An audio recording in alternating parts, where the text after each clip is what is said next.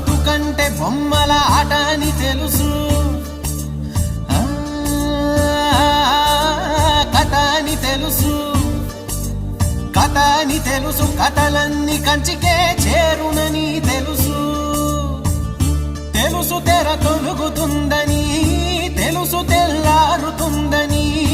తెలుసు ఈ కట్టె పుట్టుకుమంటదని,